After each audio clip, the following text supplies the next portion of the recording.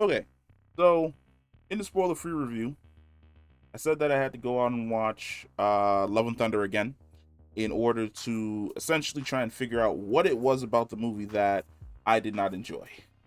Ah, that has occurred, and I now know what it is. It is the comedy. I fucking hate the comedy in this movie.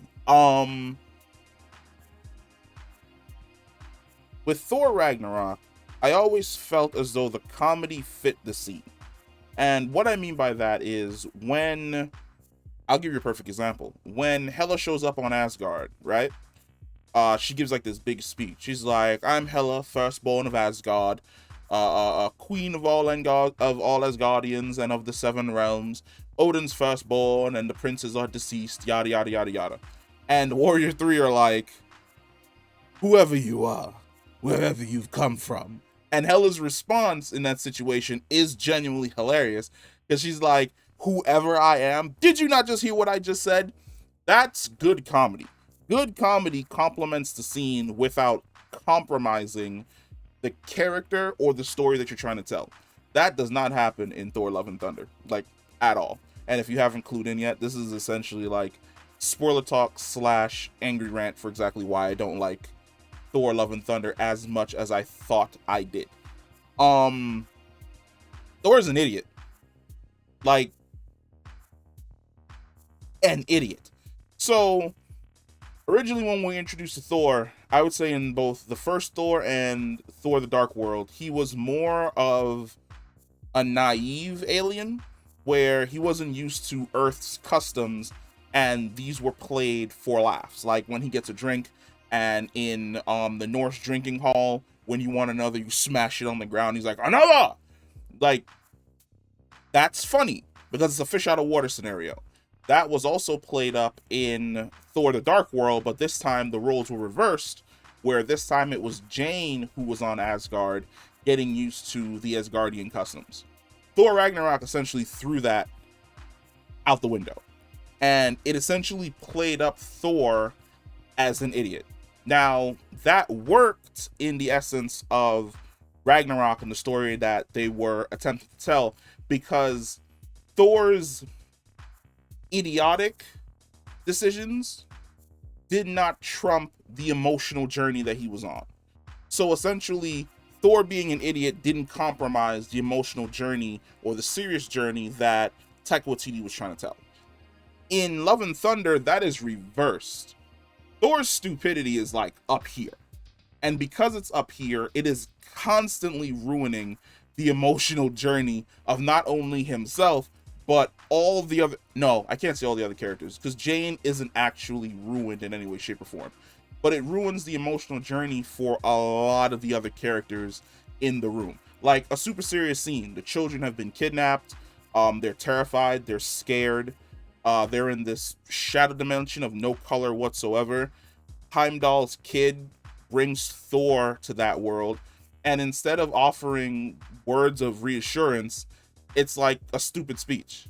To the point where the first time I saw it, I was like, okay, this is just going absolutely horribly. But then the second time I saw it, I was like, wow, this is really, really bad. And it kind of undermines the situation that the kids are essentially in. And then that scene is followed up with a serious scene where Gorr comes in and the kids are talking about how Thor chopped off the head of the mighty Thanos. And Gorr comes in and he's all like, this is my friend Gary. And he rips off the head of the shadow demon and throws it on the ground. He's like, well, aren't you guys impressed? I mean, this is exactly what you guys were just talking about, right? People getting their heads chopped off. Why aren't you all super excited about this situation now? And it's like, yeah, because you're fucking kids. Like, why are you super excited about Thor like chopping off limbs and chopping off heads? Then all of a sudden when it happens in front of you, it's like, oh my god, no, I must cry. Like, you weren't crying before. That's perfect for Gorr's character because he pulls the hypocrisy of the situation and throws the reality in the face of the kids. This is what it actually looks like when somebody's head gets chopped off or ripped off. It's not glamorous, it's not heroic, it's not fantastic in any way. It is gruesome and fucking scary. But then you go back to New Asgard and there's like, I'm gonna open a Bifrost in the middle of the city hall after giving a horrible speech, then crash into the monument. And then the other Thor, Jane, is going to take off into the sky. And it's like, why is it like these? Why are there these comedic moments during a serious time? It's supposed to be Thor coming back to Asgard, reconnecting with the Asgardians that are there, sitting down, talking to them. I understand that your children have been taken.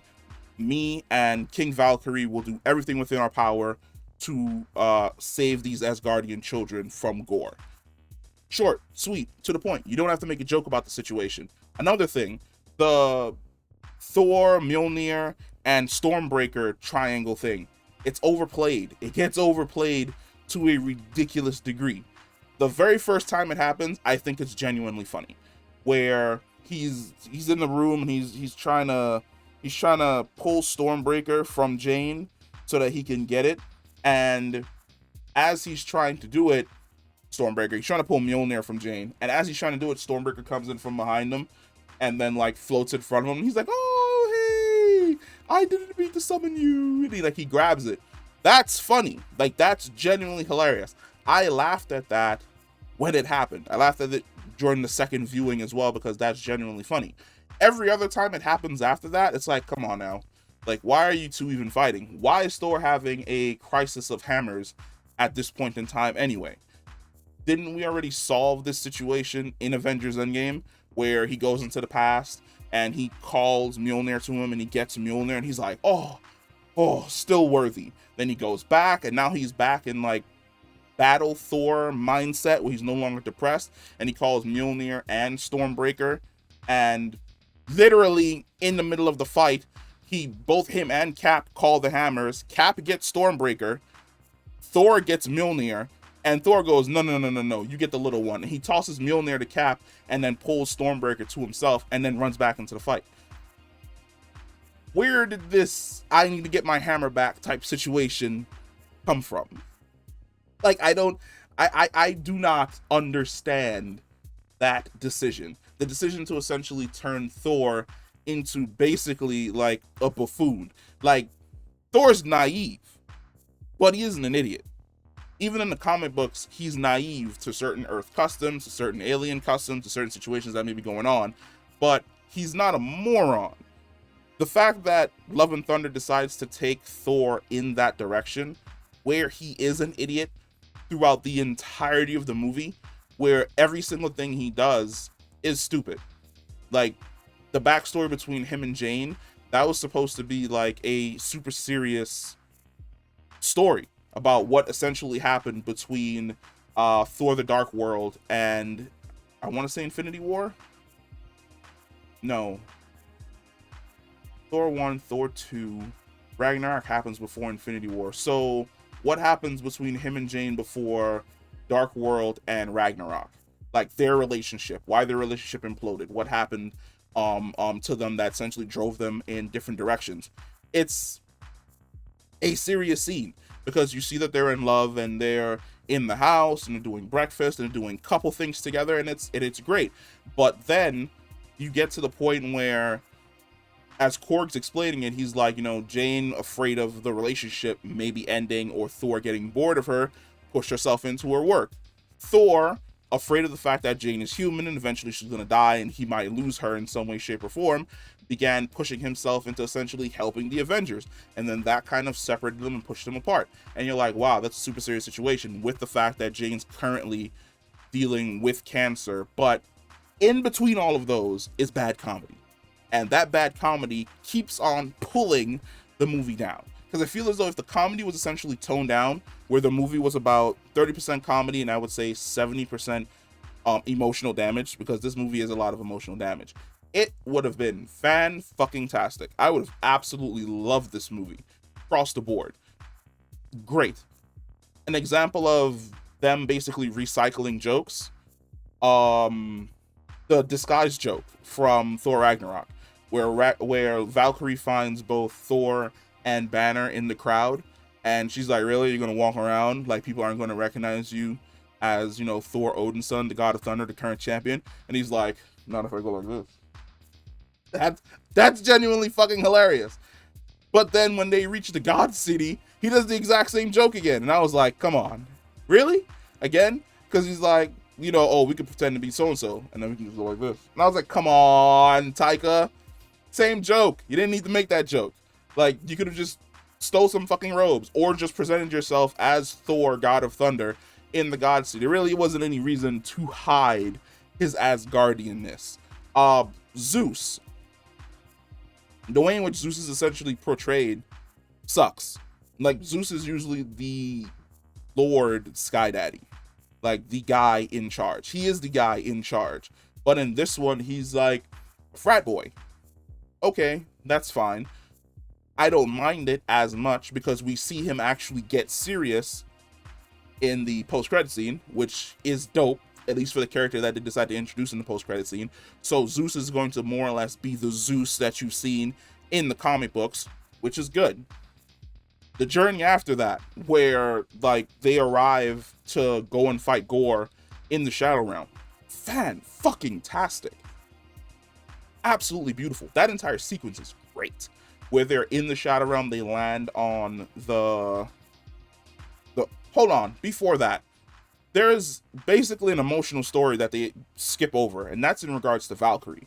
Like, the fact that Valkyrie, and this is what I was saying earlier about the movie using the whole triangle thing between Thor, Stormbreaker, and Mjolnir too much, because Korg hits a really interesting note when he's talking to Valkyrie, where he's like, you never emotionally got over the fact that all of your sisters and the woman that you loved were killed by Hela. And you haven't worked through that emotional baggage. And before we can get a response from Valkyrie or dive deeper into that, we instantly cut to Thor pouring beer on Stormbreaker because he wants to make Stormbreaker feel better about the fact that he still has feelings for Mjolnir. Why? Explain Valkyrie's situation more. She's literally one of the trio. She's a member of the trio for this movie.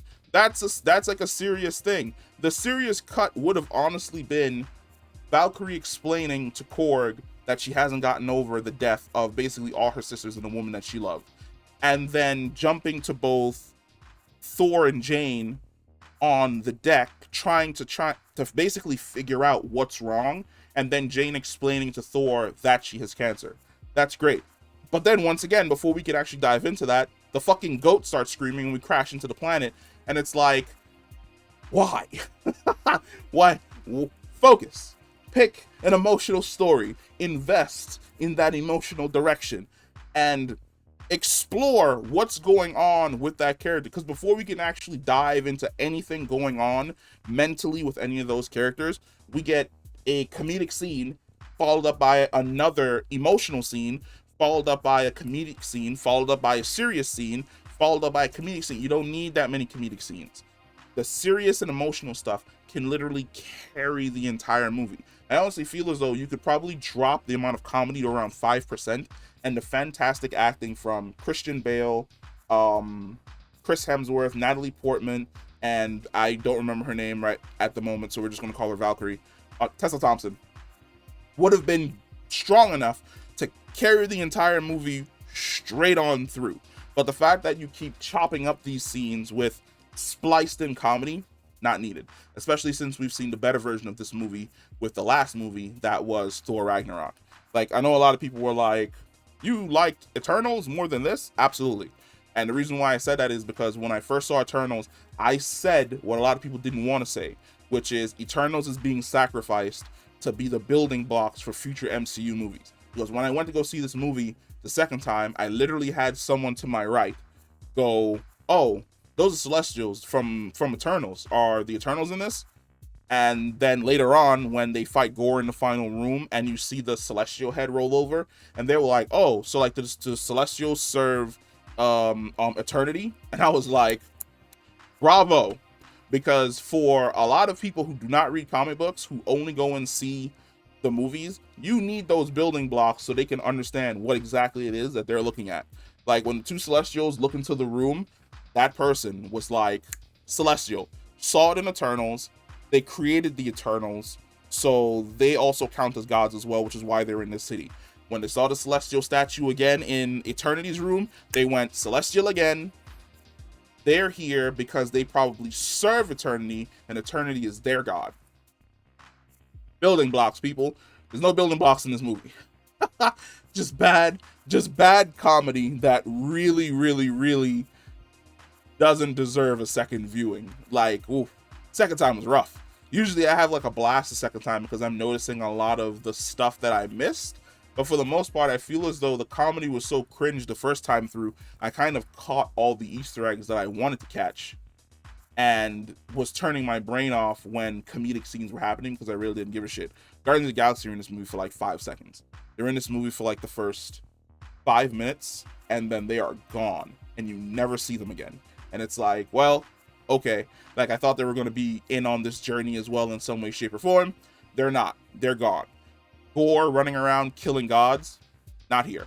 After he kills like the very first god, you never see him kill gods again. All you see is the aftermath or mention of the fact that Gorr has been killing gods. And it's like, okay, kind of wanted to see him take on some gods. Gorr with the Necrosword, I think Necrosword looks bad. Christian Bale, in my opinion, looks okay as Gorr. I understand, like I said in the spoiler-free review, why didn't you go with the prosthetics? You really want his face to, portray all the different types of emotions that he's going through, because Christian Bale is a fantastic actor. But at the exact same time, they could have done better with the Necrosword. I feel as though the Necrosword should have been kind of like it was originally in the comics, which it's physically attached to him by what looks like a symbiote or black magic on his arm, and it's basically like a giant cleaver on the end of his arm. So like separating him from the sword is a lot more difficult than basically just disarming him in basically a duel or a fight. The very last scene where Jane more or less catches pieces of the Necrosword in the hammer, supercharges the hammer, then slams them on the ground to destroy the Necrosword. Fine, but at the exact same time, Necrosword kind of went out a little bit too easy. We're talking about a sword that is going to be wielded by Null, if they ever decide to do Null in the MCU. So destroying it as easily as they did is like, well, could have been a cheap copy. Who knows? Highly possible. In regards to Gorr himself, I feel as though we should have gotten more of him. And what I mean by that is I feel as though the first 10 minutes or 15 minutes of the movie should have been dedicated to Gorr, which is kind of like how Infinity War took some time to go back and show younger Thanos with Kid Gamora to explain their relationship. I feel as though this movie should have basically started with Gorr and his village and the villagers being happy and him raising his daughter with his wife and his other kids, and then them seeing a giant fight in the sky, and then it's all chaos. And then the village is on fire, and then people are dying, and then Gorr saves his daughter, and he runs off into the desert, and then the fighting continues, and more of the planet gets scorched. And then when his daughter dies, he runs across the god in this oasis, and he asks the god about like the fire from the sky, and the god explains that, oh, that was just a fight between me and him. And then Gorr realizes that the person who was supposed to protect them, the god, didn't want to protect them. He was actually the one who brought about their destruction, and that puts him on the path of essentially getting revenge and deciding to kill all the gods, because the gods ain't shit. He notices that on his own. The fact that it's just basically him in the desert and then his daughter's dying, and there's no backstory about like why the world ended up the way in which it did, and then he runs into the god, but the god's just a dick, and then that what sets him on the path to like kill all the gods. Yes, sword corrupts him, but at the exact same time, it's like, I feel as though we could have done this a little bit better. It could have been served. It would have been served better if the first 10 minutes were probably setting up Gorr's story to be a little bit better. And the way in which it ended, I think, is perfect. I like the fact that essentially at the end of the movie, Thor adopts Gorr's daughter, and they're just going around the universe kicking ass, because it looks as though like she's low-key worthy of wielding did she have Stormbreaker? She had Mjolnir. I think she had Stormbreaker in her hands. But I like the fact that like she's low-key worthy of wielding one of Thor's weapons. So that's great, because she can basically, if she wanted to, be a Thor. And he basically gets the love that he essentially was looking for, because for the most part he was looking for a purpose. And in Thor's perspective, he was also looking to like have a family with Jane Foster, which is one of the things that drove him away. So now he actually has a daughter, somebody who's going to rely on him, somebody he can care for in his life, that he can raise up to be basically his own. that's great for Thor, great for his character going forward. Nothing is solved for Valkyrie in any way, shape, or form. She's basically back in New Asgard, dealing with the same emotional trauma that she's never going to work through in any way, shape, or form. It's great seeing the Heimdall's kid and all the other Asgardians starting to train and take their Asgardian heritage a little bit more seriously. And then also the end, when we get to see Jane in essentially Valhalla, I feel as though they messed up. Instead of making Jane the person who essentially, no, sorry, instead of making it Heimdall the person who shows up to meet Jane, they should have made it the last Valkyrie who sacrificed her life for King Valkyrie. Her girlfriend essentially should have been the one to meet Jane with Heimdall. And when Jane shows in, she's like, but I'm mortal, why am I here? King Valkyrie should have been like, well, because you have one toe in the mortal realm and one toe in the god realm when you died, and we need to restart the order. And she's like, what? And she's like, then like a Pegasus like lands down next to Jane or something along those lines, and then that's where it ends, with it hinting that Jane's going to end up like her comic book counterpart and be a Valkyrie. But other than that, the movie was mid. Like, I enjoyed it, like I said, the very first time through, but the second time I went to go see it, all of the issues that I had really came to the forefront, and I was just like, oof. Like, oh, there are a lot of mistakes here, man. Like, Taika, I don't know why you decided to go in this direction and make it a lot more jokey than it needed to be, but I don't think Thor needs to be played for laughs. Like, Thor being naive and saying naive things, that's fine, but also being surrounded by hilarious characters like Korg, that's okay. But Thor also needs to be a little bit more of a serious character. Like, he needs to emotionally mature. Like, it makes no sense that we went through basically his emotional maturity in the original, I almost call it the original saga. It makes no sense that we went to his emotional maturity in Endgame, only to have him basically revert back into being a worse idiot than he was in Ragnarok. Like, tighten that shit up. Make Thor more, a little bit more like his comic book counterpart. I would say make it more like his Ultimates counterpart. But yeah, that is my reason for why I did not enjoy Thor Ragnarok as much as I thought I was going to. That is where it all went wrong. It all went wrong with the comedy. The comedy needed to be toned down, and the emotional journey needed to be toned up. But yeah, that's it. Comment below. Let me know what you think, and I will see you in the next one. Peace.